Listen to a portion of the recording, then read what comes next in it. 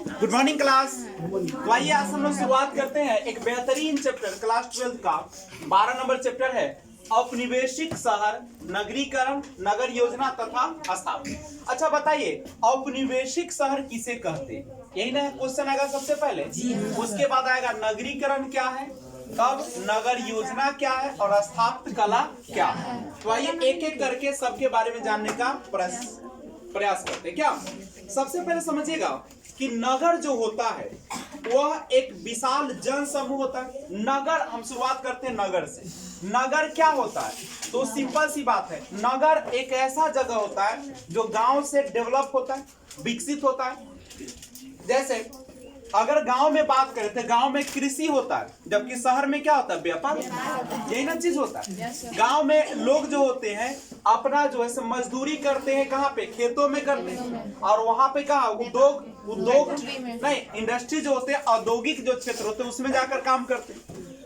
गांव के लोगों के पास नकदी इनकम कम होता है, शहर के पास ज्यादा होता है। यही सब ना होता है। प्लस वहां पे नाले की व्यवस्था, सड़क की व्यवस्था, प्लस अस्पताल की व्यवस्था, शिक्षा की व्यवस्था सब पाया जाता है। लेकिन शहरों गाँव में सब क्या होता है? अब आजकल तो गांव से हम लोग तो गाँव से भी वीडियो बना रहे हैं।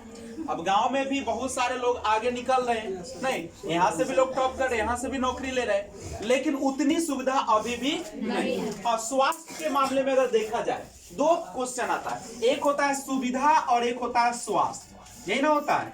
अगर स्वास्थ्य के मामले में देखा जाए तो ग्रामीण इलाका बेहतर होता है किससे? शहरी इलाका से। गांधी जी कहा भी करते थे कि गांव जो होती है वहां पे आत्मा निवास करती है और शहर में क्या निवास करती है? शरीर निवास करता है। वहां पे केवल शरीर मिलता है और आत्मा कहाँ पे होता है? गांव में जो है अपनापन देखने को मिलता है। एक बार रिश्ते में बंध गए तो जिंदगी भर बंधे रहिएगा। और यहाँ पे क्या होता है? रात गई बात गई, रात किसी और के साथ, सुबह किसी और के साथ। यही ना होता है। तो यहाँ पे अपनापन का क्या होता है? अभाव होता है। नहीं, और रिश्ते की डोर बड़ी क्या होती है इसमें? कमजोर। एक केवल पति पत्नी दिखाने के लिए होते, लेकिन यहाँ पे रिश्ता क्या होता है? यहाँ पे पति को परमेश्वर माना जाता है और लालसा खाया जाता है। ठीक है। और यहाँ पे पति को पीटा जाता है। चलिए यही सब है, लेकिन छोड़िए सब मजाक के, ध्यान दीजिएगा। तो सबसे पहले अगर आपसे पूछा जाए कि नगर क्या है तो आप लोग जवाब दे देंगे, नहीं दे देंगे? पूछे कि नगर क्या है तो क्या बोलिएगा?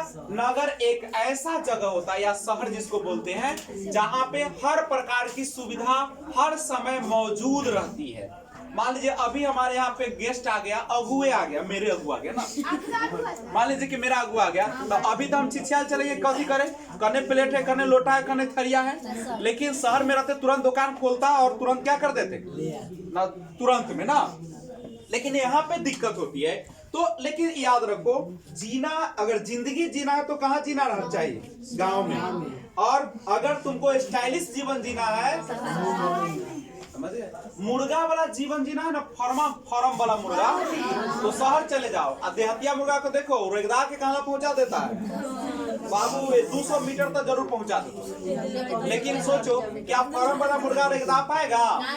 यानी गांव वाला अगर एक बार लाठी उठल कहो, शहर वाला एक तरफ है, गांव वाला एक तरफ, और खाली लाठी के मार, गोली बंदूक न चलते, तो गांव वाला एकदम 2-4 किलोमीटर रखत ना।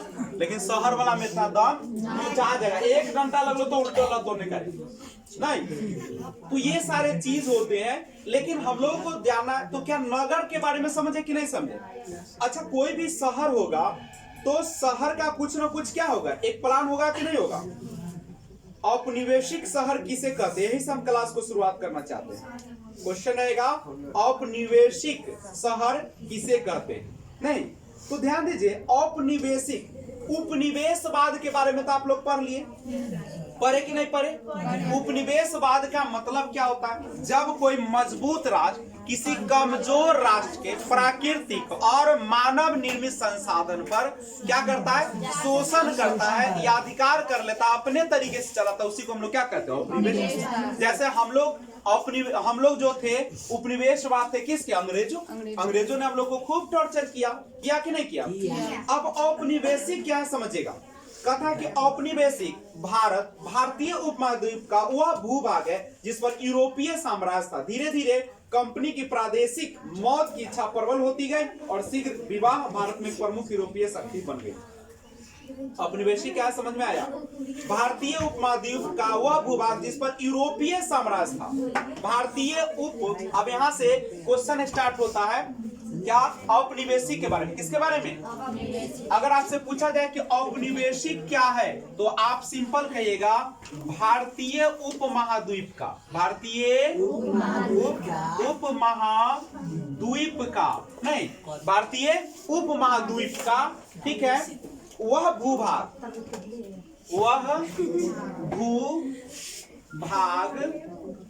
जिस पर किसका अधिकार था? जिस पर यूरोपीय साम्राज्य,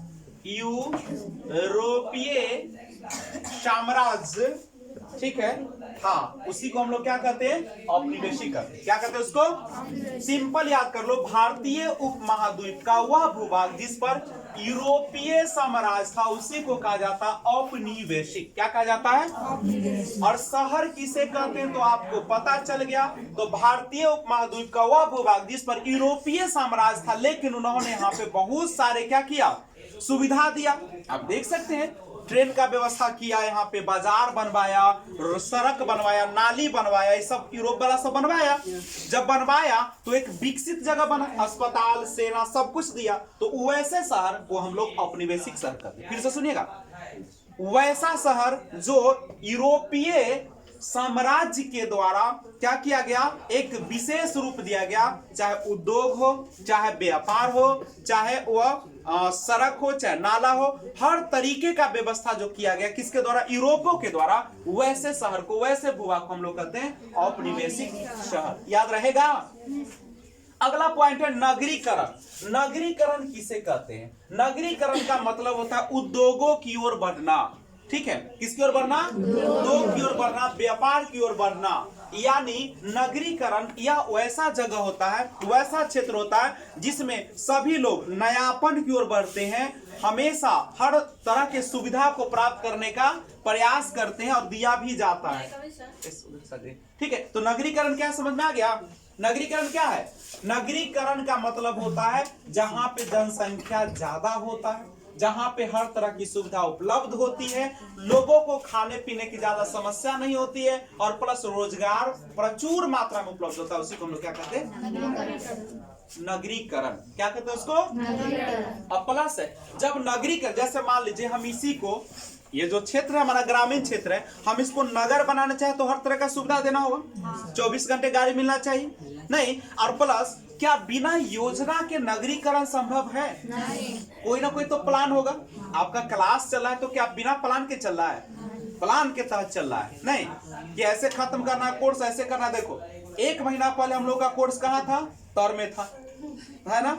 अभी देखो अभी कहाँ चला आया? हिंदी खत्म हो गया, ये 2 दिन 3 दिन के मेहमान है, खत्म हो जाएगा, इंग्लिश खत्म हो जाएगा। देखो कैसे भागता है। मतलब होने का कहते कि हम लोग उस समय लैस काटे हैं, ऑर्केस्ट्रा देखे हैं, दिन काटे नहीं, ऐसा नहीं है। शुरुआत कोई भी चीज होता है तो उसमें टाइम लगता है, नहीं लगता है? लगता है कि ना? अच्छा, किसी को शादी करना हो तो कितना टाइम लगता है? शादी ठीक है मिनट लगता है समय, और शादी करने में क्या मिनट लगता है? वो तो चाहे तो 1 सेकेंड ना लगेगा, पहला ही सिंदूर लेके आएगा, टिकेगा, चलो हो अगले साल, यही ना। लेकिन ओकरा ठीक करे में कितना समय लगता है? लड़का देखा तो पैसा फरियाब, तो ई कर तो वो कर, विध है ना, तो फलनवा के काट दो, तो एक ना सब निम्न लगता है। कितना काट बांटोगे, पैसा के लुटा लेता है ना। कुछ नहीं है, मोबाइल का जमाना है, मैसेज करो आ जाएगा। 24 तारीख को शादी है मंदिर में, घरे नहीं होगा शादी। अब मंदिरों में वैसा जगह पे करना है, गांव वाला मंदिर में ना, बटेश्वर पैसा वाला ना है। अरे अपना गांव में करोगे तो पैसा लेगा, मंदिर का नहीं लेगा। तो अपना गांव वाला में करो, शुद्ध हो जाएगा गाँव। ठीक है, कार्ड बटवे देखो ना, उनके कैलेंडर में तो बाबू सारा आवाज यूट्यूब वाला सुन रहा है बच्चा कि कैसा है बच्चा। चलो देखो, तो क्या नगरीकरण के नगर योजना चाहिए कि नहीं चाहिए? चाहिए। नगर योजना जैसे शादी के बाद कुछ लोग अपना फैमिली प्लान बना लेते हैं, ऐसा वाला बउआ होगा, इससे वाला क्लास करेगा, इससे वाला जाएगा, ऐसा इंजीनियर बनेगा, ऐसा डॉक्टर बनेगा, ऐसी ना हो। फैमिली प्लान तैयार है कि ना है? ठीक है। तो जिस समय सिंदूर रखा था उस समय भी फैमिली प्लान बनल रहता है कि मेरा पति ऐसा होगा, मेरा सास ऐसा होगा, ननद ऐसा होगा, चिन्ना नहीं, हम पति को ऐसे नचाएंगे, ऐसे उठाएंगे, कहेंगे इदा उदो नहीं। तो ये सारा आपका एक योजना है। तो नगर योजना तथा स्थापित। अब ये देखो, स्थापित का मतलब क्या होता है? जब आप नगर बसाएंगे तो कुछ ना कुछ तो वहां पे कला दिखाई जाए, मंदिर बनाए जाएंगे, मस्जिद बनाए जाएंगे, किला बनाए जाएंगे, शहर का स्ट्रक्चर बनाया जाएगा, यही ना स्थापित कला। स्थापित का मतलब क्या होता है? विभिन्न प्रकार की इमारतों का निर्माण करना। क्या कहलाता है? क्या ये टॉपिक समझ में आया कि नहीं? फिर से देखिए, औपनिवेशिक शहर किसे कहते हैं? तो भारतीय उपमहाद्वीप का वैसा भाग जो यूरोपीय साम्राज्य के द्वारा विशेष सुविधा देते हुए उसका निर्माण किया गया, उसी को हम लोग क्या कहते हैं? उपनिवेशिक। नगरीकरण क्या है? तो विशेष सुविधा उपलब्ध कराना या हर तरह की सुविधा उपलब्ध कराना, चाहे रोजगार का हो, चाहे बिजली का हो, चाहे पानी का हो, चाहे शिक्षा का हो, हर चीज का सुविधा उपलब्ध कराना ही क्या कहलाता है? नगरीकरण। नगर योजना क्या है? नगर को किस रूप में बढ़ाना है, बनाना है, कैसे है रखना है, कैसी सुविधा देना है, सब मिलके क्या बनेगा? नगर। स्थापित क्या है? विभिन्न प्रकार की इमारतों का बनाना, चाहे लाल किला हो, देखो संसद भवन हो, उसका ताजमहल हो, ये सब स्थापित कला है नहीं है? तो ये है आपका चैप्टर की शुरुआत। अब हम लोग एक एक करके देखते हैं। सबसे पहले कि नगर क्या है? तो नगर एक ऐसा विशाल जनसमूह है जिसका जीविका प्रधानतः उद्योग धंधों तथा व्यापार वाणिज्य पर निर्भर करती है। पहला क्वेश्चन रेडी हो गया, पूछेगा नगर किसे कहते हैं? तो बता दीजिएगा। बोलिए कि नगर एक ऐसा जन समूह है जिसकी जीविका प्रधानतः उद्योग धंधों तथा व्यापार पर वाणिज्य पर निर्भर होता है। अब इतना टेंथ तो तुम लोग सीख नहीं पाओगे, तो सिंपल सा कहोगे एक के लाइन कि जो नगर होता है एक ऐसा जगह होता है जहां पे उद्योग धंधा तथा व्यापार वाणिज्य क्या होते हैं? व्यापार वाणिज्य किए जाते हैं, या लोग जो होते हैं उद्योग तथा व्यापार वाणिज्य पर निर्भर होते हैं, उसी को हम लोग क्या कहते हैं? याद होगा हो, दो तो लाइनें हैं, उद्योग और व्यापार वाणिज्य। उद्योग होगा तो व्यापार होगा, लेन देन होगा, खरीद बिक्री होगा, होगा कि नहीं होगा? तो अगर कोई पूछेगा कि बताया जाए कि नगर क्या है, तो आप नहीं बता दीजिएगा। नगर एक लोगों का विशाल समूह है जिसका जो होता है मुख्य उद्योग धंधे और व्यापार पर हुए लोग निर्भर होते हैं। बात खत्म। तो बड़का तीर मार दिए। ठीक है, अब समझिए, इतिहास में नगर के दो मुख्य लक्षण माने जाते हैं। पहला, एक सीमित स्थान पर आबादी का उच्च घनत्व, तनका जगह में बहुत जनसंख्या, और दूसरा जो बताया है वह आपका है क्या है पता है? जनसंख्या का मुक्ता गैर कृषक, खासकर गैर खेतीहर स्वरूप। एक ऐसा क्षेत्र जिसमें खेती नहीं होता है, खेती नहीं होता। अच्छा, मानवीय इतिहास में शहरों के विकास को क्रांति के रूप में देखा है जिसमें सभ्यता और इतिहास की गति और दिशा प्राप्त हुई। पता ही आप लोग, हम लोग का जो पहला सभ्यता था जिसको बोलते हैं हड़प्पा सभ्यता, एक ऐसी सभ्यता थी जिसको नगरी सभ्यता के नाम से क्यों कहा जाता है नगरी सभ्यता? क्योंकि वहां पे हर तरह की सुविधाएं उपलब्ध थी। देखते थे घर बने हुए थे पक्के ईंटों का, घर में कुआं का व्यवस्था था, स्नानागार का व्यवस्था था, उसमें रसोई घर का व्यवस्था था, आंगन का व्यवस्था था। आज की तरह नहीं था, एक दा कोई आया घर में घुसे चल जाओगे। बाबू पूरा पहले आंगन में आना पड़ेगा, आंगन के बाद तुमको आवाज देना पड़ेगा, तब प्रवेश करोगे, आएगा कोई बुलाने तब, अनता उन्हीं चीची आई तरह। ठीक है, अभी वाला घंटी नहीं है, इलेक्ट्रिक बेल नहीं है, टुन टुन मारोगे, कुतुबु आके लास्ट ऐसे टुन मार देगा। आजकल जानते हो, आजकल बेल लगाना भी एगो मुश्किल है अपने, क्या है कि कोई अथवा टिप देते रहती है, तो उसको काट दो लाइन, अब उसको काट दीजिए, मत रखो, ये गाँव है, समझ गए? कुतवा की गोड़ चिंता तो वो मारता। तो सुनिएगा, नहीं गांव में बेल अगर है तो उसका लाइन कर दो, क्योंकि वो ठीक नहीं है तुम्हारे। ऐसे भी जिस घर में बेटी हो वहाँ पे बेल की कोई जरूरत नहीं, वो खुद बेल होता है। आगे बढ़िए, ठीक है। अच्छा एगो बात है, जिसके घर में लड़का खाली रहे उसको बेल कोई नहीं बजाएगा। लड़की एगो रहे खूबसूरत जवान लड़की हो तब तो बाबू सुबह शाम 24 घंटा एक तो लड़का के आवागमन ठीक से रहता है, रोड चिकन होता रहता है, मन ये सब होता है, ये सब मानवता है, रियलिटी है। कब सुधरेंगे हम लोगों को पता नहीं। एक बात समझिएगा, कोई भी राष्ट्र को अगर सुधारना चाहते हो, कोई भी राष्ट्र को अगर प्रगति करना चाहते हो तो आपको उसमें सबसे बड़ा योगदान होता है नगर। किसका होता है? ठीक है, तो आइए अब हम डायरेक्ट ले चलते हैं आपको प्राचीन तथा मध्यकालीन भारत में नगर कैसा था। आप सभी को पता है कि भारत को इतिहास को 3 भागों में पढ़ते हैं, प्राचीन भारत, मध्यकालीन भारत, आधुनिक भारत। प्राचीन भारत वह काल जिसमें हम कह सकते हैं कि बिल्कुल शुरुआती समय, जिस समय वेद का निर्माण हुआ। किसका निर्माण हुआ? वेद का निर्माण हुआ और विभिन्न प्रकार के कह सकते हैं, बोलिए। अच्छा प्रकार बात कर रहे हैं, वीडियो बना रहे हैं। हाँ तो देखिए प्राचीन काल में तथा मध्यकालीन में हम लोग देखते हैं प्राचीन काल और मध्यकालीन काल। ठीक है, प्राचीन काल मध्यकालीन भाग जो था भारत का, उस समय किस प्रकार से नगर का विकास हुआ उसी पर चर्चा करें। वह शुरुआत करते हैं। सबसे पहले भारत में जो था प्राचीन काल से ही योजनाबद्ध नगर अस्तित्व में, जिसका एग्जाम्पल सबसे बड़ा मिलता है हमारा कौन सा प्राचीन भारत में? हड़प्पा सभ्यता। कौन सा? आप सभी को पता है कि हमारे प्राचीन भारत जो था, जिसमें हड़प्पा सभ्यता, जिसको सिंधु घाटी की सभ्यता के नाम से जाना जाता है, नगरीय सभ्यता। यानी आज हम लोग नगरीय नहीं है, हम लोग कब से नगरीय हैं? प्राचीन भारत से है। और इसका जो है प्रत्यक्ष प्रमाण कौन देता है? हड़प्पा सभ्यता। कोई दिक्कत है क्या? आपको पता है उस समय हड़प्पा, मोहनजोदड़ो, चन्हुदरो, लोथल, कालीबंगन आदि सभ्यता जो थे प्रमुख नगर हुआ करते थे, गांव नहीं थे। लेकिन कुछ निकम्मे लोगों के द्वारा, कुछ अपनों ने मारा कुछ गैरों ने माना ना, नहीं, कुछ अपनों ने लूटा कुछ गैरों ने लूटा, और जो बचा कुचा था वो खुद हम लूटे। मतलब लुटा दिए, यही दुनिया है। तो रेपन वो गाना है, अपनों का सितम गैरों का। हाँ सर, अपनों से शिकायत नहीं, दूसरों से शिकायत क्या करे जब अपनों ही समझा।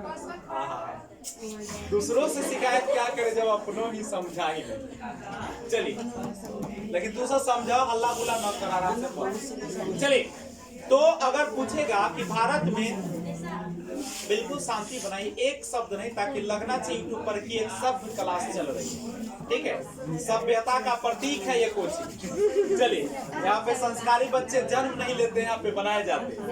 आइए, तो सुनिएगा कि नगर की शुरुआत किस समय से हुई बच्चे लोग? प्राचीन भारत से। और प्राचीन भारत में नगर की शुरुआत कौन सी सभ्यता से हुआ? उसका बहुत सारे नगर का प्रमाण मिला, जैसे चाहे मोहनजोदड़ो हो, लोथल हो, कालीबंगन हो, चन्हुदरो हो, ये सब है ना। ये सब कैसा था? अच्छा, हड़प्पा सभ्यता एक नगरीय सभ्यता थी, आप कैसे बता देते? तो सबसे पहले वहां का जो नगर बनाया गया था, एक सुनियोजित, सुव्यवस्थित, सुसंगठित, सुनिश्चित योजना के आधार पर बना हुआ। घर बने होते एक निश्चित क्रम में बना हुआ, सड़कें चौराहा पर काटते थे। यानी इस सभ्यता का नगर नियोजन जो था, नगर नियोजन समझते हो?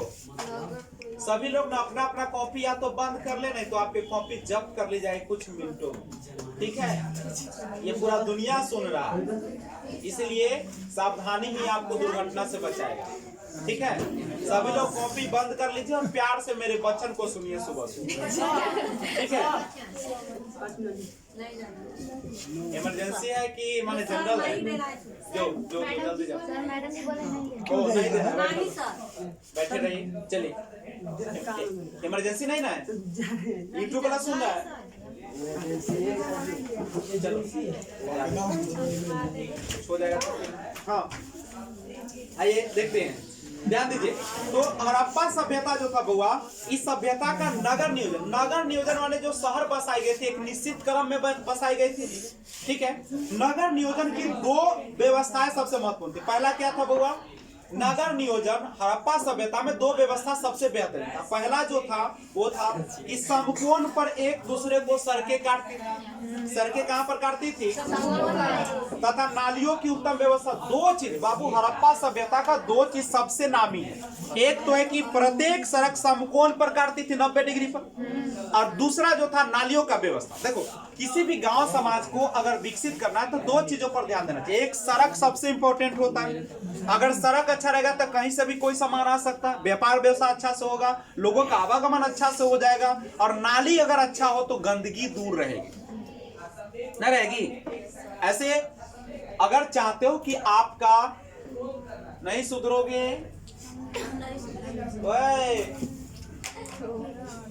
क्या कब बोल भी नहीं सकते न, मजबूर अपनों के हालात में मार। चलो, गाता है तो हड़प्पा। उसके बाद ये रोम की बात करें। रोम निवासियों के काल तक किसी भी दूसरी सभ्यता के अंतर्गत सैंधव सभ्यता के समय नालियों का सुपर्ण देखने को नहीं मिलता है। रोम भी आया, लेकिन रोम की सभ्यता में भी वैसी व्यवस्था नहीं मिलती है जैसा कि कहां पे मिली? हड़प्पा सभ्यता। कहां पे मिली? एक चीज देखिए, ये चैप्टर जो है ना पूरी तरीके से पिछले वाले यानी पीछे का जो हड़प्पा का सभ्यता है उसी को एक रूप से क्या करेगा? ये कैरी करेगा। अब समझिएगा, दूसरी सभ्यता जो था रोम की सभ्यता। हड़प्पा के बाद अगर बात करें तो एक रोम की सभ्यता, वो भी कैसी सभ्यता थी? नगरी सभ्यता। कैसी थी? नगरी सभ्यता। अनुष्का जी ध्यान हमरो पर दे भाई, ठीक है। तो हड़प्पा के बाद कौन सी थी? रोम की सभ्यता। वो कैसी सभ्यता थी? नगरी, ठीक है। अब उसके बाद भारत में भी एक और महाजनपद का काल। महाजनपद क्या सबको पता है? महाजनपद क्या था? पूरे भारतवर्ष को 16 भागों में बांटकर और शासन पद्धति अपनाई गई थी, जिसमें लोकतंत्रात्मक भी था, राजतंत्रात्मक भी। नहीं तो महाजनपद काल में जैसे राजगिरी, उज्जैनी, कौशाम्बी प्रमुख भारतीय नगर हुआ करते थे। यानी महाजनपद में भी जो था, राजगिरी जो था, उज्जैनी जो था, कौशाम्बी जो था, ये सब क्या था? एक राज्य में नगर था। कैसा था? नगर था। मेगास्थनीज कहा करते थे कि पाटलिपुत्र मौर्य काल का एक योजनाबद्ध नगर था। पाटलिपुत्र जो था, आपको पता है ना कि पाटलिपुत्र की स्थापना कौन किया था? पाटलिपुत्र की स्थापना कौन किया था? उदय ने किया था। और कथा कि पाटलिपुत्र जो था एक मौर्य काल का योजनाबद्ध नगर था। अभी भी देख लो पटना जाकर कितना सुव्यवस्थित ढंग से बनाया गया है। नहीं तो ये सारी चीजें जो है वह बिल्कुल, हाँ क्लास तो ध्यान दीजिएगा। पाटलिपुत्र जो था एक योजनाबद्ध तरीके से बनाई गई थी, जिसमें आपको पता है कि समस्त प्रबंधन एक समिति द्वारा किया जाता था। मौर्य काल में नगरों का प्रशासन जो था नगर पालिका द्वारा चलाया जाता था। पूरे नगर को, पाटलिपुत्र को कौन चलाता था? नगर। अभी भी देखो नगर में नगर पालिका है कि नहीं है? आपके गांव लेवल पर कौन कौन होते हैं पता है? पंचायत समिति, ग्राम सेवक होते हैं, पंचायत सेवक जिसको आप बोलते हैं, नहीं पंचायत समिति होती है ब्लॉक लेवल पर, जिला स्तर पर जिला परिषद होता है, यही ना होता है। और नीचे लड़ाई झगड़ा को फरियाने के लिए आपको पता है कि पंच होते हैं, और पंच का हेड सरपंच होता है, यही ना आपका व्यवस्था है। और सबसे नीचे देखने के लिए वार्ड होते हैं। तो हमारे यहाँ तो ऐसी व्यवस्था है कि नीचे से जो शुरू होता है घूस से ऊपर तक चलता है। एगो वार्ड जो था भुटुंगी गो, ओहो नहीं छोड़ता है। ओहो मुखिया चुनता है तो 20,000 25,000 का घूसी प्रधानमंत्री को नहीं दिखता है? सबको दिखता है, लेकिन क्या सब मिली भगत है कि नहीं है? अगर नहीं है तो वार्ड मेंबर एगो घूस लेता है, बिल पास करेगा तो घूस लेता है। मुखिया जी जितना नरेगा मनरेगा का पैसा होता है सब खा जाते हैं। पंचायत समिति जब किसका ब्लॉक लेवल पर जब चुनाव होता है कथी का हो, हम नामों भूल गए। अरे ब्लॉक लेवल पर होती है चुनाव, एक जो पंचायत समिति चुनती है उसको प्रमुख का, हाँ प्रमुख के चुनाव में 2.5 लाख रुपया हो, ये कौन वोट हो? 2.5 लाख रुपया। जिला परिषद ऊपरे से हंसोतले है, यानी कोई ना बच्चल है। हमारे नेताजी एमएलए कहीं गांव में आते नहीं देखने की मर गया कि सड़ गया। अभी दहाड़ आ गया तो मुखिया जी से घर में और का भीड़ लगा के सुतल था। हम लोग बाप रे बाप ऊपर कथी ना गत किए, वो अथी गार के ना कथी अरे बांस के बांध के ऊपर हम लोग खैला पकाए की करे दुख में सिलेंडर रखो ऊपर घर में पानी घुस गया कोई पूछे वाला ना पूछा कहते मछली मार ली पहले की करूं ऊपर की करूं दुख में तेल 200 से ऊपर रुपए लीटर पानी से फ्राई कैली अरे पानी के फ्राई मतलब नहीं समझा तनका तेल रख ले लिया बाद की करते हो पानी रख के अथी का ले लिया तो ये सब दुख कोई पूछेगा आपका कि हम ही पूछने वाले हैं ठीक है तो सुनिए तो यहाँ से आइए तो मौर्य कालों में कौन काल में मौर्य काल में नगरों का प्रशासन नगर पालिका द्वारा चला जाता है किसके द्वारा अभी जो हम लोगों का गांव का जो चलाया जाता है शासन व्यवस्था वो चलाया जाता है किसके द्वारा पता है जो पंचायत स्तर पर जो बनाया गया उसके स्तर पर नहीं नगर के लिए नगर पालिका होती है। अब यहाँ पे समझिएगा नगर शासन के लिए एक सभा होती है जिसके प्रमुख को नागरक कहा अथवा पुरमुख कहा जाता है जगह प्रमुख हमसे कहते हैं नहीं तो नगर में एक सभा होती है जिसके प्रमुख को नागरक अथवा पुरमुख कहा जाता है। मेगास्थनीज नगर के पदाधिकारियों को एस्टिनोमोई कहता है। मेगास्थनीज जो था नगर के जो मेन अधिकारी होता है उसको क्या कहता था एस्टिनोमोई ठीक है। और ये सारा चीज है मध्यकालीन में अगर आइएगा वो लोग मध्यकालीन में क्या दिल्ली सल्तनत ना कौन दिल्ली गुल खिलाकर तूने मेरे सैया को लूटा ठीक है यानी गुल खिलाकर तूने सैयद वंश को लूटा। ये जो है गुलाम वंश हो खिलजी वंश हो तुगलक वंश हो ठीक है सैयद वंश हो यही सब ना है और लोधी वंश हो। दिल्ली सल्तनत का पहला जो वंश है गुलाम वंश है। इसके संस्थापक आपको पता है कौन है उसके कुतुबुद्दीन ऐबक गुलाम था जो किसका गुलाम था मोहम्मद गोरी का जो बेटी को फंसा लिया बतवा पढ़ ही चुके बाद में सुनाएंगे आप ठीक है। तो मध्यकालीन में आते हो तो दिल्ली सल्तनत की शुरुआत 1206 से लेकर 1526 तक होती है। 1526 में बाबर का युद्ध होता है अहमद शाह अब्दाली के ना इब्राहिम लोदी के साथ वही ना होता है बाबर का युद्ध 1526 में जो होता है कहाँ पे इब्राहिम लोदी के साथ होता है कहाँ पे होता है पानीपत का प्रथम युद्ध। उसके बाद जो है मध्यकालीन भारत की क्या हो जाती है शुरुआत हो जाती है। अबुल फजल जो है वह 3200 कस्बों की गिनती किया। अबुल फजल ने किताब लिखा था नाम याद आ रहा है ये दिक्कत है तुम लोग वो हमरे भलाई हो रहा है ठीक है भलाई करिए। अबुल फजल ने किताब लिखा था उसका नाम क्या था अकबरनामा के लेखक कौन है ठीक है। तो उन लोगों ने शहर गिन के बताया कि उस जमाने में 3200 शहर हुआ करते थे। और एक बात और समझिएगा इस काल में शहर जो हुआ करता था तो नजर इधर रख ना बउआ साहब नजर नीचे क्या तुम लोग आती हो बागुला हो जो नीचे चोच गए ऊपर कीजिए चेहरा को ऊपर रखो इतना सज धज किया तो चेहरा दिखना चाहिए ना बुरा लगा दे सुनो ए मामा तू ना सुधरिया समझलिया कतनो कह दे कर ले तो भाग बनाओ कि मेरी बेटी नहीं है तो पूछ देते धोक नीचे धोक लाश से खचाड़ देते चल जाते चल आगे देख क्लास में आते हो ध्यान रखो अभी सब हमरे संस्कार है कहीं ना कहीं हमरे संस्कार में कमी रह गया। चल सुनिएगा तो कहता है इधर मूड़ी रखे ना इन्हें उन्हें कैसे अथी लेखा कर कह दो गाली दे देंगे तो फिर आगे यूट्यूब पर गाली देते हैं ठीक है। नजर इधर रखो नजर भटकने का मतलब है आप चरित्र के ठीक आदमी नहीं है ठीक है।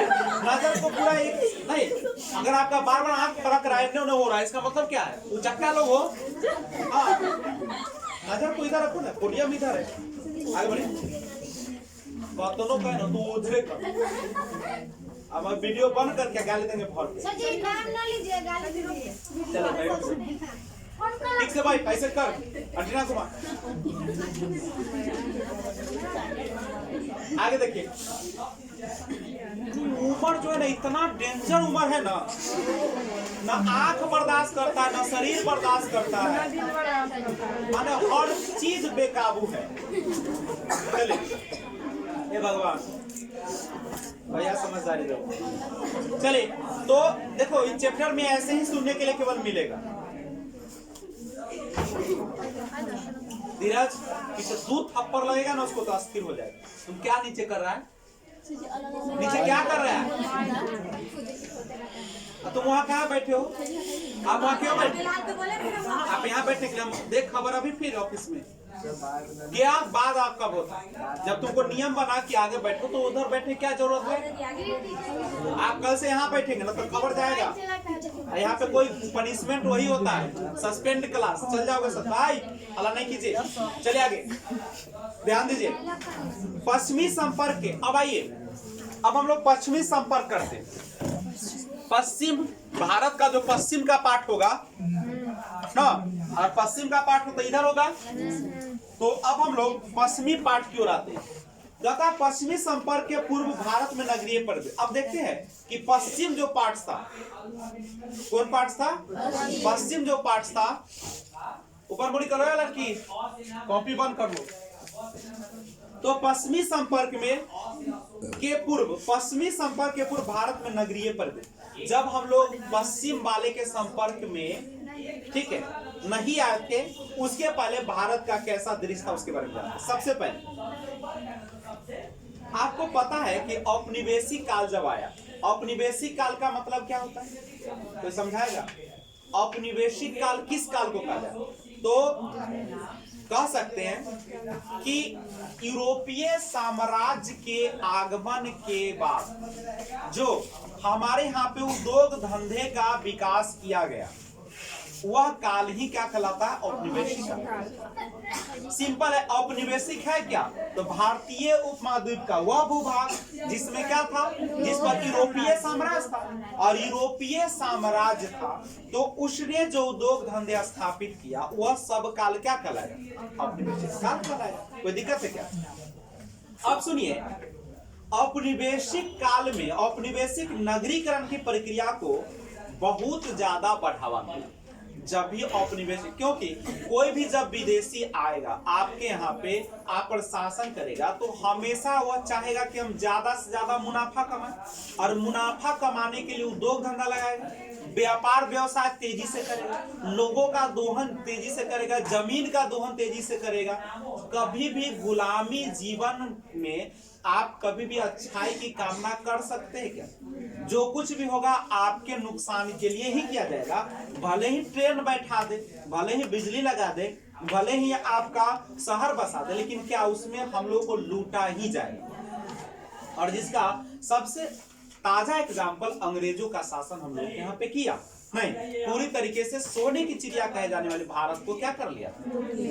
लेकिन उन्होंने नगर यहाँ पे जितने भी लगभग जगह थे, पश्चिमी जो भाग था, यूरोप से सटने वाले जो पार्ट सब थे, उस सब को नगर तथा छोटे शहर में उन्होंने बदलने का बिल्कुल क्या किया, प्रयास किया। आप देख सकते हैं जहां भी गंगा नदी था उसके आसपास में बंदरगाह स्थापित कर दिया, नहीं आराम से वहां से सामान ले जाता था, लाता था। रेलवे का विकास किया, सड़क का विकास किया, नहर बनवाया। नहीं, सब क्यों बनवा रहा है भाई? अपने फायदे के लिए, ताकि उसको ज्यादा मुनाफा हो, कम खर्च हो। नहर आएगा, एक बार पानी छोड़ेगा, आराम से खेत पट जाएगा, पूरा नहीं हो जाएगा, बिजली का व्यवस्था हो जाएगा, सब कुछ हो जाएगा। तो अब सुनिएगा, अब हम लोग उत्तर का दक्षिण भारत के संदर्भ में निम्न पृथक पृथक शीर्षकों के अंदर रख सकते हैं। पश्चिमी संपर्क से पहले, पश्चिमी या पूर्वी समझते हो? हम लोग पूर्व वाले हैं कि हम लोग पश्चिम वाले हैं? हम लोग पूर्वी लोग हैं, और यूरोप वाला से कौन लोग हैं? पूर्वी वाला जब भी पश्चिमी लोगों के संपर्क में आने का प्रयास किया, अपना अस्तित्व खोया। समझे? आज हम लोगों ने साड़ी को बंद किया, बहुत सारे लोग नहीं, लेकिन पश्चिमी वालों ने साड़ी को अपनाया ना। हम लोग धार्मिक जीवन को कम जीते हैं, पश्चिमी वाला ज्यादा जीते। हम लोग योग को करना छोड़ दिया, पश्चिम वाला से योग करता है। नहीं, चाइना वाला सब कुंफू करता है, हम लोग यहाँ पे सुबह में फोक खींचते, सुबह में उठकर उसका कुंफू करता है। कुंफू होता है जो पूरे शरीर को एक्सरसाइज जिसको बोलते हैं, जिसको आप कराटा यहाँ पे जुडो कराटा बोलते हो, वो कुंफू होता है, जिसमें शरीर को हर अंग से नचाया जा सकता है। आप एक उछल सकते हैं, 6 फीट 10 फीट तक उछलता है लोग। एक आदमी 10 गो आदमी को मार सकता है। ये कुंफू है। शरीर भी ताजा रहा, शरीर भी स्वस्थ रहा, ज्यादा जल्दी बुढ़ाइएगा नहीं। अब एक सवाल आता है, कभी कभी कहा जाता है कि चाइना में लोग तो हर चीज खाते हैं, हर चीज का मीट खा जाते हैं, सांप से लेके, गोजर से लेके, चमगादड़ से लेके, हर चीज। लेकिन क्या कभी भी उसको देखिए मोटापा का शिकार देखे हो सबको? क्यों नहीं? क्योंकि वो हम लोगों का सभ्यता अपनाया है। वो जब भी खाना खाएगा आधा घंटे बाद गर्म पानी पीता है। हम लोग कौन पानी पीते हैं? अभी सर्द का मौसम है, सबको गर्म पानी ही पीना चाहिए, नहीं अच्छा लगेगा। 1 महीना के बाद इतना स्वादिष्ट लगेगा जैसे हमको आदत हो चुका है, मैं गर्म पीता हूँ। ठंडा पानी जिंदगी में कभी पीना ही नहीं चाहिए आदमी, क्योंकि जो पानी जो होता है हल्का सा गर्म, वो आपके पाचन क्रिया को स्वस्थ रखता है। आपके वसा जो होती है ना शरीर में, जो मोटापा लाता है, उसको क्या करता है? आप लोग मोटापा घटाने के लिए क्या करते हैं? नींबू खाते हैं, नींबू का रस, मधु पीते हैं। तो सुबह में तो ये सब करता है, लेकिन वे लोग ये सब नहीं करते। सुबह देखो उठता है, भर पेट पानी खोच लेता है, जैसे बिछावन पर से उठे, कुल्ला किए, अब पानी ठूस लिए, तब वॉशरूम में जाएंगे नहीं। और उसके बाद क्या करता है वो लोग? वॉशरूम से आने के बाद आराम से दौड़ता है, कुंफू करता है, और उसके बाद आके हल्का सा भोजन करता है। आधा घंटे बाद पानी का सेवन ज्यादा करना चाहिए। लेकिन हम लोग अभी पश्चिमी संपर्क में आ रहे हैं, आइए तो देखिएगा। दक्षिण भारत में अब चलते हैं। दक्षिण भारत यानी कर्नाटक है, केरल है, नीचे वाला पार्ट है। तो उत्तर भारत में नगर व कस्बे के बारे में सुनते हैं। देखिए मध्यकालीन भारत में अगर आइएगा, उत्तर भारत में नगर कस्बे देख रहे। उत्तर भारत मतलब ऊपर वाला भाग, उत्तर भारत माने ऊपर वाला। जम्मू कश्मीर हो गया, अरुणाचल प्रदेश हो गया, सब उत्तरी है सब। तो वहां पे क्या था? आगरा, लाहौर, दिल्ली, इलाहाबाद, बनारस आदि प्रमुख बड़े नगर थे उस समय। कब? जब हम लोग पश्चिमी सभ्यता के संपर्क में भी नहीं थे। मुगल कालीन नगर जनसंख्या की दृष्टि से बहुत बड़ी, इन नगरों के वैभवशाली इमारतें जो थी विदेशी यात्रियों के आश्चर्य की वस्तु। इन महानगरों के अतिरिक्त अनेक छोटे नगर तथा कस्बे, सब क्या पढ़ रहे? कुछ समझ में आ रहा है? केवल पढ़ रहे हैं नगर के बारे में। किसके बारे में? नगर के बारे में। और दक्षिण भारत के अगर नगर कस्बा की बात कीजिएगा तो उत्तर भारतीय नगरों के विपरीत दक्षिण भारत में नगरों का केंद्र मुख्यतः मंदिर हुआ करता था। क्या हुआ करता था? धार्मिक अवसरों पर मेला इत्यादि का नगरों में आयोजन होता था, और इन नगरों में बड़े पैमाने पर व्यापारिक गतिविधि भी हुआ करती। उत्तर भारत में क्या था पता चला? उत्तर भारत में जो था वहां पे बड़ी बड़ी इमारतें बना हुआ था, विदेशी यात्रियों के लिए आश्चर्य की वस्तु बनाया गया था नहीं। उसके बाद अनेक छोटे नगर और कस्बे बसाए गए थे नहीं। लेकिन दक्षिण भारत में जो मेन शहर का पार्ट होता था वहां पे मंदिर ज्यादा मिलते। क्या मिलते थे? मंदिर। दक्षिण भारत आज भी चले जाइएगा, दक्षिण भारत में केरला में, तमिलनाडु में चले जाइए, कर्नाटक में चले जाइए, गोवा में चले जाइए, उस साइड में जाइएगा तो आपको वहां पे मंदिर बहुत ज्यादा मिलेगा, क्योंकि वे लोग ज्यादा धार्मिक लोग होते हैं। और धार्मिक अवसर पर मेलों का आयोजन जो होता था कहाँ पे होता था? नगर। इस सबसे क्या पता चला है कि उस समय भी, उस जमाने में भी नगर हुआ करते थे, जो आज के नगरों से कहीं भी बेहतर हुआ नहीं। क्योंकि आज शहरों की हालात इतनी खराब हो गई, प्रदूषण भर गया है। आप दिल्ली में जाएंगे तो उल्टी करना शुरू कर देंगे, इतना प्रदूषण हो गया है। दिल्ली में मर जाएंगे, फेफड़े में सब में सूजन हो जाएगा आपका, समझ रहे हो? पटना में जाएंगे तो सड़क के चारों ओर देखिएगा आप नाक बंद करके जाना पड़ता है। तो सोचो वहां के हालात क्या हो, समझ रहे हो ना? इसलिए हम लोग जहाँ पे है भगवान का दिया हुआ सब कुछ बढ़िया है नहीं। धन दौलत भले ही कम है हम लोगों के पास, लेकिन सुकून के जिंदगी जीते नहीं। तो देखो मुगल साम्राज्य का विघटन। अब क्या हुआ? देखो जो आया है सो जाएगा, चाहे चमक लो चाहे दमक लो। 4 दिन की चांदनी फिर अंधेरी, ठीक है। आपका दरिया है डूब के, मतलब कोई नहीं है किसी का। जब तक तुम सुखी रहोगे ना दुनिया सुखी नजर आएगी। तो आइए, मुगल साम्राज्य को भी एक न एक दिन तो जाना था, रहेगा। अंतिम शासक मोहम्मद शाह नहीं, बहादुर शाह जफर द्वितीय। अंतिम शासक कौन था मुगल वंश का? बहादुर शाह जफर द्वितीय। अब पहला कौन था? पहला बाबर था। बाबर कौन? आजकल तो हम लोग बाबर झावर नाम का कुत्ता पोसते हैं। कौन कुत्ता है? तो बाबर कुत्ता। अरे उस समय वो बाबर था, मारा बाबरवा के इतना शेरशाह सूरी भाई बाबर के हुमायूं को एक दाग का मारा और वो पगला कूद गया नदी में। कहियो पानी ना देखा था और नदी में कूद गया। बाबर के झावर था वो, कौन? हुमायूं। बाबू जब कूद गया वह तैर ही ना आता है, तब मलाह था जो बचा लिया, मतलब चल जाता ना झावरे में। शेरशाह तन का बुर्बक था। शेरशाह को समझना चाहिए। इसो तो तैरा बिहार के बच्चा तक कहाँ कर से देखो छी पानी है रे बा, माने पेट से निकले छे ओकरा बाढ़े अभी ना, अभी जितना जनरल कोई सब घर में पानी देखे छे। बाप रे, ई जन्मे से देखे छे।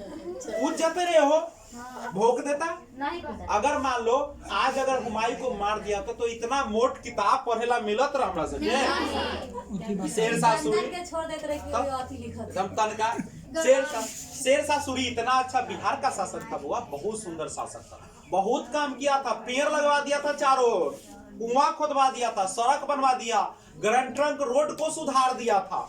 तो दुर्भाग्य में कहते अच्छे लोगों का जिंदगी बड़ा कम होता है, बाबर झावर का जिंदगी ज्यादा होता है। नहीं, बड़ा कम था शेरशाह सूरी। देखो शेरशाह सूरी बेचारा वही कालिंजर के युद्ध में गोला चला रहा था बेचारा, जिस पर बैठा हुआ था बारूद का ढेर, मारा ऐसा वहां पे ना कि गड़बड़ा गया और रिटर्न आके यहीं पर चल रहा है, आग लग गया बेचारा। न तो आज कहानी बहुत आगे हुआ करता। हम लोग ऐसे बिहारी नहीं होते। अभी हमसे एरोप्लेन की बात करते, हेलीकॉप्टर घर में रखते। अरे हमसा तनका ना छत पर का दे कन्हू लॉन्च कर, हेलीकॉप्टर के तो कन्हू लॉन्च किया जा सकता है। क्या कोई दिक्कत? कहीं गिराया जा सकता है, बरकत चीज छतों पर गिर जाता है। अच्छा थूक पर साटल छत होता तो नीचे। हाँ आजकल थूकों पर साट के बनाता है। पकड़ का छत बनवा लेगा, अब सीमेंट कम देगा ना, तड़के दे, अब रॉड दे देगा 2 नंबर वाला, जंग लग के फट जाएगा। चलो तो सुनिए मुगल का। देखिए आप सभी को पता है शक्तिशाली मुगल सम्राट औरंगजेब की 1707 में मृत्यु हुई। बाबू जब तक औरंगजेब रहा मुगल पर किसी को देखने की हिम्मत नहीं, लेकिन 1707 में मुगल साम्राज्य का सम्राट औरंगजेब जब मृत्यु हुआ डगमगाने लगा। क्या होने लगा? उसके बाद जहांदार शाह, फर्रुखशियर, मोहम्मद शाह के समय में मुगल साम्राज्य विघटन की गति तेजी से आ गई और जागीरों के अंधाधुंध वितरण के कारण खालसा भूमि बहुत कम बची। ठीक है, केंद्रीय सत्ता कमजोर होगा तो अगल बगल वाला क्या करेगा? छिटकेगा। ठीक है, और उसके बाद धीरे धीरे ये जब समाप्त हो गया बुआ तो शहर जो था धीरे धीरे कस्बा ग्रामीण अंचल में छोटे नगर में बंटने लगा। गंज एक छोटा अस्थायी बाजार को कहा जाता था, कस्बा था गंज दोनों कपड़ा, फल, सब्जी, दूध इत्यादि की वस्तु उपलब्ध कराते। ठीक है, तो जहां एक और मुगल साम्राज्य के विघटन से आर्थिक जो कार्यकलाप था नगरीकरण में वृद्धि हुई, वही दूसरी और कुछ स्थानों पर इसको दुष्प्रभाव, युद्ध, लूटपाट, राजनीतिक अस्थिरता ये सब आ गया। मुगल काल का विघटन तो शहर भले ही बचे रहे, लेकिन इसमें क्या आने लगे? बहुत सारे युद्ध होने लगे, लूटपाट होने लगे। अब आइए यूरोपीय व्यापारी कंपनियां और नगरीकरण। अब यूरोप के लोग, आप सभी को पता है कि सबसे पहले भारत का जो क्या किया था, जो यात्रा किया था उसका नाम है, बड़ा सुंदर नाम है उसका, पुर्तगाली नाविक था जिसका नाम था वास्को डी गामा। ठीक है, उन्होंने सबसे पहले यहाँ पर व्यापारिक मार्गों का क्या किया था? 17 मई 1498 17 मई 1498 को कालीकट के प्रसिद्ध बंदरगाह पर पहुंचा। कहाँ पहुंचा? कालीकट के प्रसिद्ध बंदरगाह पर। कब पहुंचा? 17 मई 1498। इसके बाद पुर्तगालियों का भारत में क्या होने लगा? आपको पता है कि वास्को डी गामा भारत की खोज करने वाला कौन था? वास्को डी गामा 17 मई 1498 को आया, तो यहाँ पे पहुंचा केरल के कालीकट में। कहाँ पे पहुंचा? और वहां पे देखा, बाप रे, यहाँ तो मसाला का भंडार है। उन्होंने क्या किया? मसाला को लादा, और जब ले गया तो उसको कितना मुनाफा हुआ पता है? 100 गुना। 100 के समान कई हजार में? 100 के समान 100 के समान 100 गुना से कर 10,000। बाहरे बाह, खूब ले गया, किन का भर लिया पूरा। और जब वहां गया तो जानते हैं खूब प्रचार करके, बाप रे, करो भाई तोरा इतना कैसे पैसा हो गलो? नहीं ना समझता हम। गए भारत, वहां से मसाला लाते, बाप रे, वहां तो फ्री पे दे। जैसे शहर से जब लोग आते हैं तो यहाँ जब मछली उछली देखते हो ना, तो अरे उठा 2-2 किलो उठा। सब्जी देखो उठा 2 किलो, क्या वहां तो खेले 50 रुपए किलो, और यहाँ देखो तो पोठिया 5 रुपए हुए। बाबू सजिया में कले फेरू ऐसे घरे तो तन कट्ठल कर दो 50 रुपए 40 रुपए, कले पेटिया में अंत में 5 रुपए लेना जा, 5 रुपए अंत में पोठिया। अब बड़का बड़का मछली ले जा। सोची की जमाना अगले रे, 5 रुपया के कल कोई कुछ है, हमारे लड़का आती खा जाइए। हाँ, 5 रुपया में कुरकुरे खा जाइए, वो ना मानता टका। 5 रुपया में एक, और 1 किलो पोठिया समझल छी। बाप रे, इतना हाँ। देखिए मजा है, कुछ ना करो, मारो फ्राई उसका, और नमक छीटो, हल्दी लगाओ, और तब देखो खा के मजा तो ऐसा। इसका मतलब फ्राई तुम लोग नहीं खाते। मुझे बनाया हुआ अच्छा फ्राई ही अच्छा लगता है। अरे चपर आगे देखो अच्छा लगेगा। दूध दही की बात करें, कथी बात कर लिया? चलो पनीर।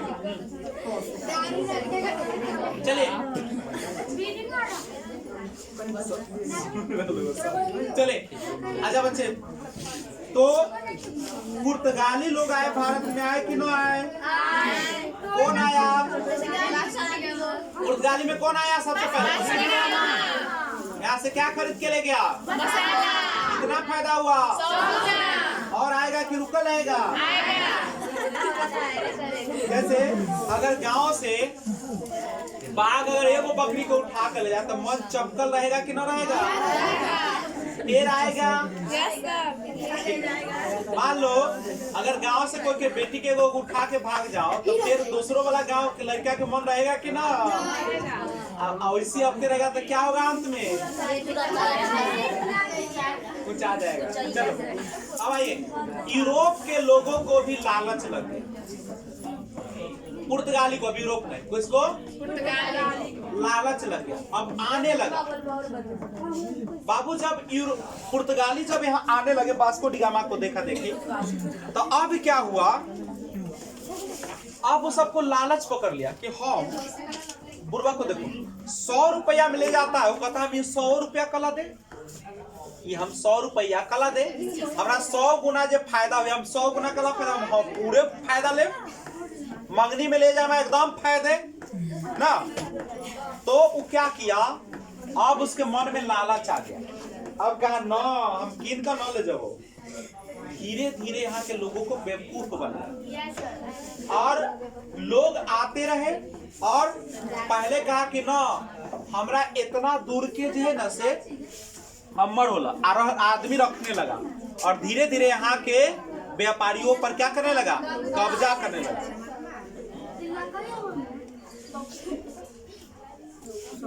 तो धीरे धीरे जब कब्जा करने लगा, और पूरा कब्जा जो है, ठीक है, धीरे धीरे क्या किया? पूरा कब्जा कर लिया। वीडियो बना नहीं सुनाई दे रहा? तो पूरा कब्जा होने लगा, और जब कब्जा कर लिया तो यहाँ के पूरे मसालों को एक तरीके से क्या कर लिया? पुर्तगालियों का अधिकार हो गया।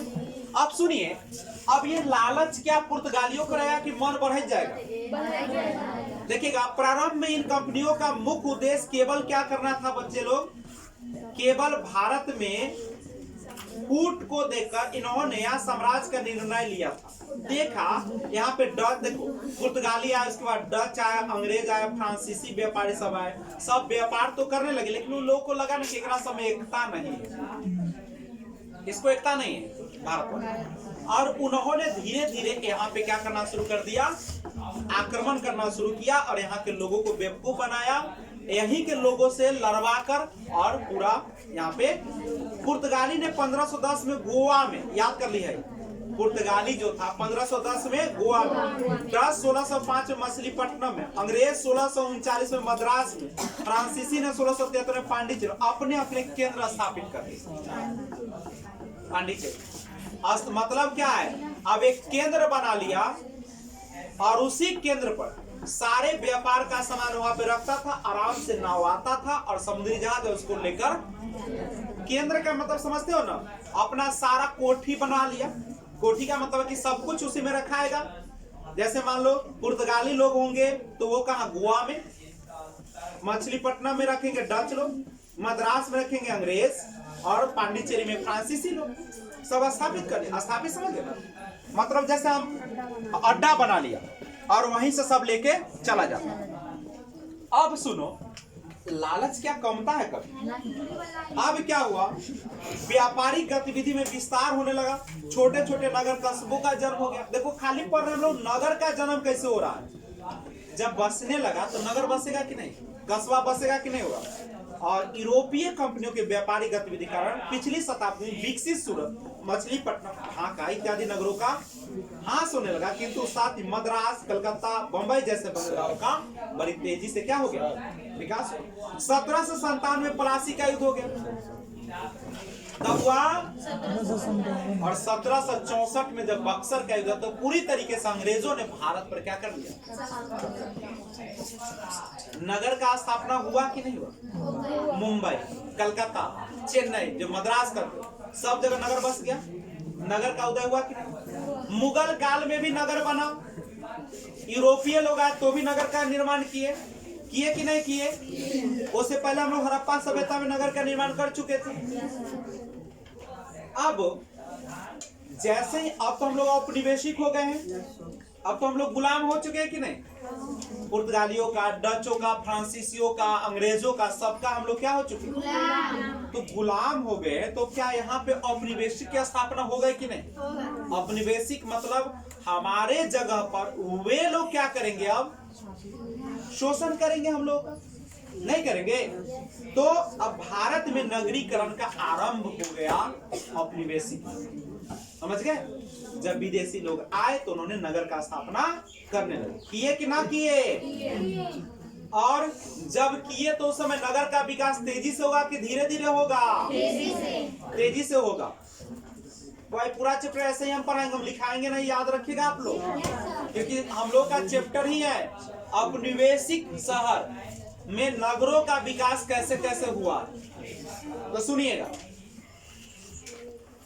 नगरीकरण से तात्पर्य उस प्रक्रिया से होता है जिसमें नगरों का तीव्र विकास होता है। नगरीकरण किसे कहते हैं, जिसमें नगरों का विकास बड़ी तेजी से होता है। औपनिवेशिक नगर किसे कहते हैं, तो जब हमारे जगह पर या भारतीय उपमहाद्वीप पर यूरोपीय लोग क्या किए, शासन किए, हम लोग का शोषण किए और अपने फायदे के लिए नगर का निर्माण किया, वैसे नगर को क्या कहा गया, नगरीकरण क्या है, जिसमें नगरों का तेजी से विकास होता है, नगरों का तेजी से विकास होता है, उसको हम लोग क्या कहते हैं, नगरीकरण। नगरीकरण याद हो गया। अच्छा आप ही बताइए, नए नगर और कस्बा जब बसेगा तो लोग रोजगार के लिए गांव से बड़ी संख्या में यहाँ पे शहरों की ओर आएगा कि नहीं आएगा। तो ग्रामीण इलाके का बड़ा हिस्सा कहाँ पे चला जाएगा, शहर में चला जाएगा, आएगा कि ना आएगा। तो यूरोपीय साम्राज्य के बढ़ने से मुगल साम्राज्य का विघटन, मुगल साम्राज्य पतन की ओर बढ़ रहा है और यूरोपीय लोग आगे बढ़ रहे हैं। तो यूरोपीय लोगों ने कंपनी को व्यापारिक गतिविधियों का मुख्य व्यापार का केंद्र बना दिया। कहा कि जो कंपनी है, कंपनी समझते हो ना, इंग्लैंड के द्वारा स्थापित जो लोग थे जो यहाँ पे आए थे। देखो किसी भी देश में जब तुम व्यापार के लिए जाओगे तो सबसे पहले सरकार से अनुमति लेके आओगे। तो कुछ लोग जो थे जो अंग्रेज से अनुमति लेकर यहाँ पे आए थे, व्यापार करने लगे थे। तो इस समय जो था कंपनियों की व्यापारिक गतिविधियों का भी प्रमुख योगदान रहा था। यूरोप के जो कंपनी थे उसका भी प्रमुख योगदान था यहाँ पे औपनिवेशिक नगर को बसाने में। ठीक है, और जिसके कारण आधुनिक नगरीकरण का आरंभ हो गया और मद्रास, कलकत्ता, बंबई जैसे बड़े बड़े नगरों का जन्म होना शुरू। खत्म। अब आइए, अब नगर का तो शुरुआत हो चुका है, अब नगर का क्या करना है? विकास करना है। नगर का क्या करना है? विकास होगा कि ना होगा? तो विकास होगा तो कुछ ना कुछ रणनीति होगी, कुछ ना कुछ योजना होगा। ठीक है, तो सुनिएगा क्या हुआ कि नगरों के विकास के लिए, औपनिवेशिक नगरों के विकास के लिए कुछ नवीन वैज्ञानिक गतिविधि अपनाई। सबसे पहले मानचित्रों का प्रयोग किया। कौन सा? पूरे भारत में कहां पे क्या है मानचित्र से जान जाता था।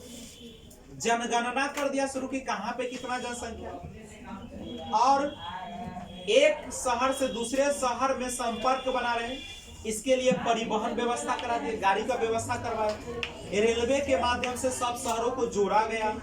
नवीन नगरों के विकास के लिए औपनिवेशिक शासन द्वारा अपनाए गए कुछ रणनीतियां। पहला, मानचित्र का निर्माण करना।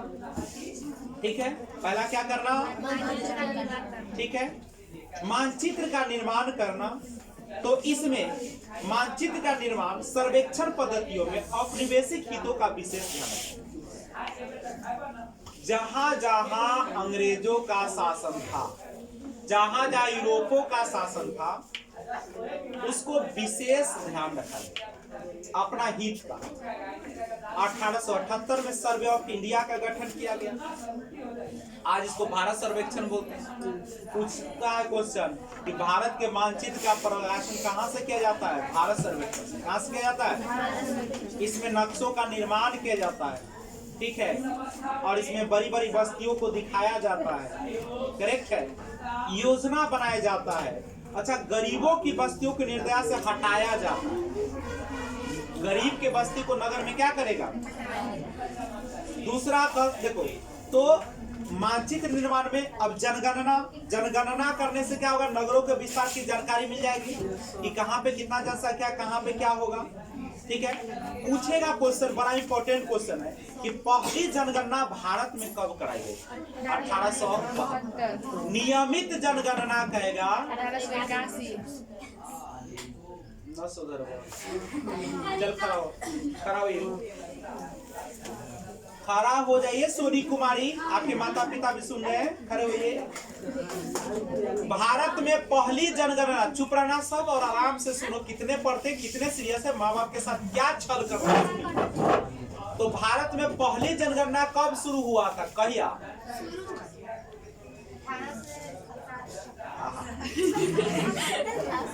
नजरों का निशाना ठीक न चला। बैठो। तो भारत में ध्यान दोगे तो आधा पति पर ध्यान, आधा पड़ोसी पर ध्यान, तो नजर भटकबे करे। अरे पति जो रहता है पति के ना ख्याल रखबे। तो एने सजाए लिया हाथ हती धैले कोई और के ना, गला लगल हती पति के आ दिल कहीं और भटक रहल। से चिपके। चलो बाबू, रिश्ता निभाना आसान काम नहीं होता, ज्ञान लेना भी आसान काम नहीं। इसमें कितने कोढ़िया पैदा लिए हुए हैं, सब अभी भी झलक रहा है। हम पढ़ा रहे हैं, सब लिखने में अभी भी मगन है। और मगन को तो हम बाबू अल्लाह ईश्वर कभी माफ नहीं करेगा। हमसे छल कर लोगे, ऊपर वाले से कभी बचोगे। जोर जोर के हिसाब लेगा। जितना सीरियस अभी पढ़ोगे ना, उतने बरकत होगा। बाबा घर बसते देर नहीं लगती तो उजड़ते भी देर नहीं लगती। अगर मैं घर बसाना जानता हूँ तो याद रखना, ठीक है। अगर संस्कार दे सकता हूँ तो संस्कार ले भी सकता हूँ।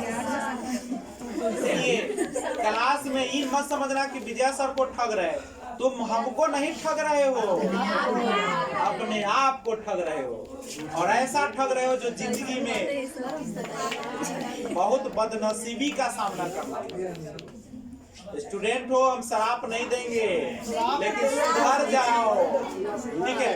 हर माता पिता चाहता है कि उसका बाल बच्चा आशीर्वाद हम। अच्छा, मान लो भगवान के सामने जाओगे, ठीक है, तो भगवान के सामने जब दिल को साफ करके जाओगे तब ना भगवान कुछ सुनेंगे। और तुम गुरु के पास आओगे, पहले ही कचरा कुचरी भर ले, ध्यान कहीं और रहेगा तो दुर्घटना तो होगा ही, और इसके जिम्मेदार सिर्फ और सिर्फ कौन होगा? ठीक है, आगे तो सुधर जाओ। हमको ठगने का प्रयास नहीं करना। अपने आप को ठग रहे हो, माता पिता को ठग रहे हो, गांव वाले को, रिश्तेदार को ठग रहे हो, तुमसे बहुत आशा किए हुए हैं। अभी माता पिता ध्यान लगे लो कि हमारे बेटा लक्षण की कथी कर रही है, तुम क्या कर रही है? कलम काहे चलता है? एकदम से अथिये में जन्म ले लेते आदमी के न अथी माने जितना बोले लो उतने तो इतना समझाते, इतना बोलते, फिर भी कलम चलाए। नसीब हो ठीक कहते दूर के, भीड़ में रहते तक पूछ देवे। चल ना, मम्मी को दिखाना वीडियो, तब देखेगा ना, तब संस्कार झलकेगा। मोबाइल लॉक कर ले, तू ना तो दुनिया में आले कि ना आले, आले कि ना कले रहे तोरा उसी मोबाइल हो, तब मैंने इतना वो शरीर हाथी लेखा पोस लेला, भले ना मोबाइल ठीक हो। मोबाइल मम्मी देता हो कि रात भर चैट करवे भाई, कोई वैसा होता नहीं है। अरे कोई वैसा होता है? वो सब मोबाइल बनाता है। चलिए आगे देखिए। जनगणना, सबसे पहले भारत में जनगणना कब हुआ था बउआ? पूछेगा नियमित जनगणना कब हुआ? एक और सुनिएगा, पूछेगा कि भारत में जनगणना की शुरुआत जो थी 1872 में, उस समय कौन सा गवर्नर जनरल था? Lord Mayo. कौन था? पूछता है question, Lord Mayo, Lord Mayo. आगे ठीक है, वीडियो ऑन है, कोई टेंशन नहीं हमको। चलिए 1881 ईस्वी, अब हम वीडियो एक लाइन में नहीं काटेंगे, सब देखेगा, जमाना देखेगा। चलिए 1881 ईस्वी, 1881 ईस्वी में नियमित जनगणना की शुरुआत हुई। उस समय जो यहाँ का गवर्नर जनरल था लॉर्ड रिपन। कौन था? अब एक बात समझिए, मौ था पहला जनगणना 1872 वाले। अब समझिए, अब इसमें क्या हुआ? विभिन्न प्रकार के जानकारियों का एकत्रित किया गया, रेलवे का विकास किया गया। ये सब क्या चीज के लिए था? नगरों के विकास। अच्छा, ये योजना था, क्या क्या था योजना पता चला? वही है ना, नगर योजना। क्या था बुआ लोग? तो जनगणना, विभिन्न प्रकार की जानकारियों का एकत्रीकरण, रेलवे का विकास, ये सब क्या था? नगरीकरण। ठीक है, उधरे पहले सर से भेंट करके आइए। बोलिए। सरकार 8-10 हो गया। आप सुनो,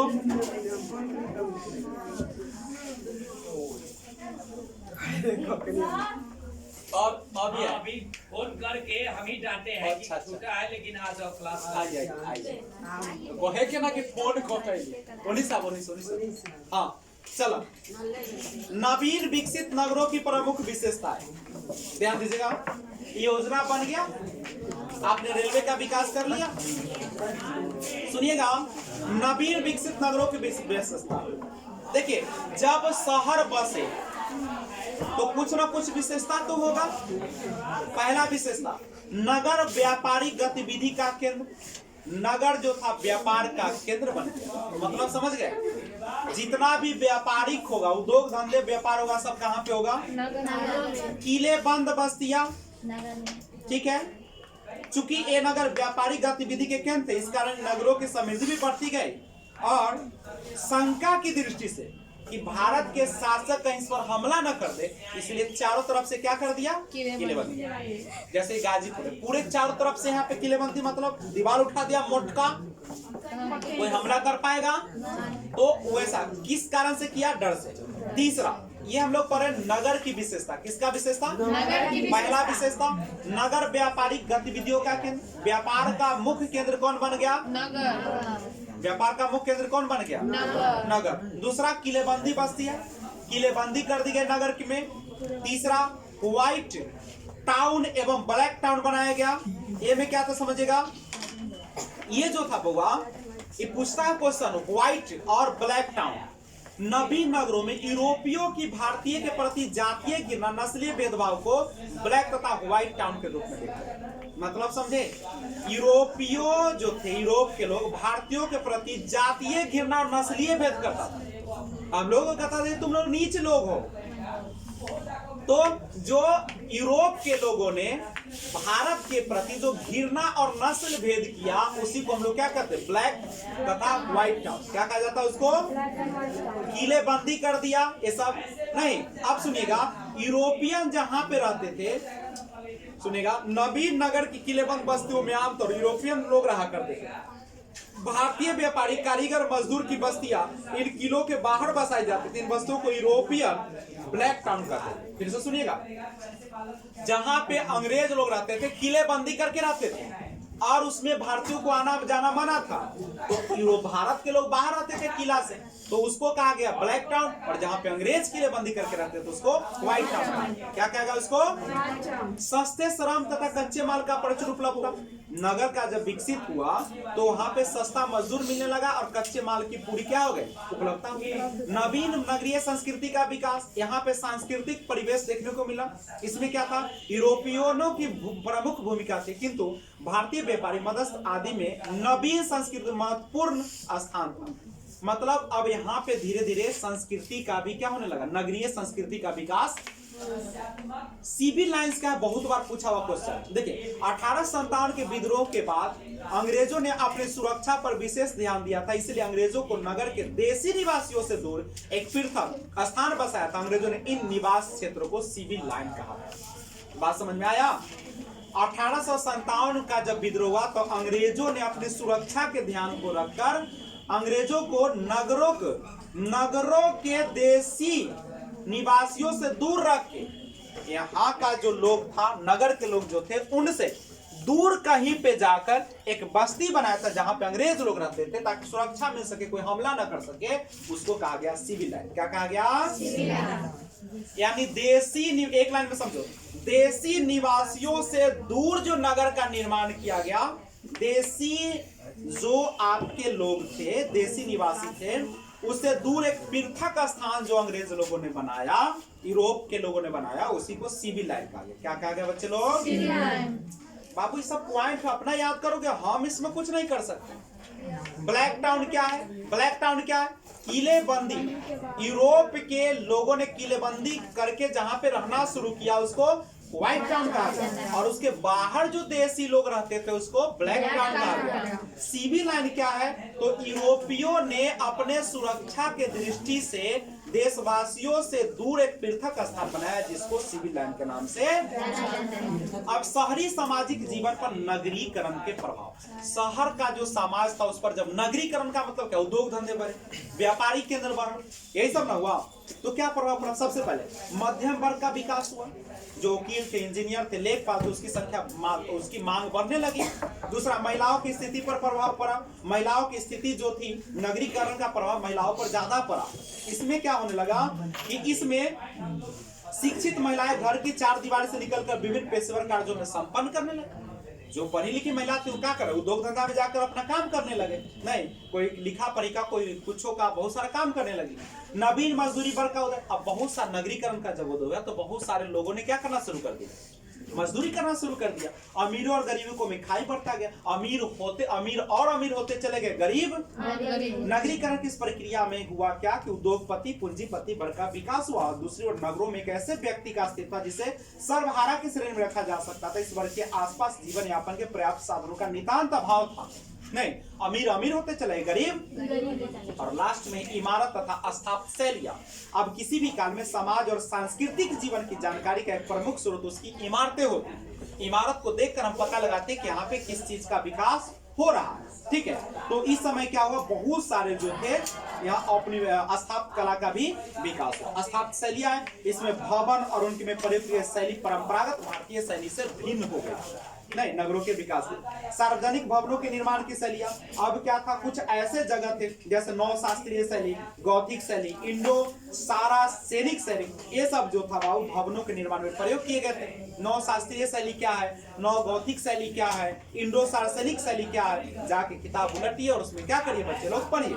अब उपनिवेशिक कालीन नगरों की संरचना, नियोजन। अब नियोजन क्या था, देखिएगा, अंग्रेजों ने भारत में कई प्रमुख व्यापारिक नगरों का विकास किया। ये नगर था ब्रिटिश सत्ता के प्रमुख केंद्र था, साथ ही साथ व्यापारिक दृष्टिकोण से भी अत्यंत महत्वपूर्ण था। मद्रास की स्थापना हुआ। मद्रास नगर के इतिहास की पृष्ठभूमि आप लोग क्या कर लीजिए, घर पे पढ़ लीजिए, कैसे हुआ। कलकत्ता का स्थापना हुआ, कैसे हुआ, कौन किया, सब आपको क्या करना पड़ेगा, पढ़ना पड़ेगा। बम्बई में औपनिवेशिक हुआ, कैसे हुआ, कहाँ हुआ, पढ़ना पड़ेगा। दिल्ली के बारे में पढ़ना पड़ेगा। और इस तरीके से आपका चैप्टर क्या हो जाएगा, समाप्त हो जाएगा। और हम आपसे वादा करेंगे घर पे जाकर चैप्टर क्या कर लीजिएगा।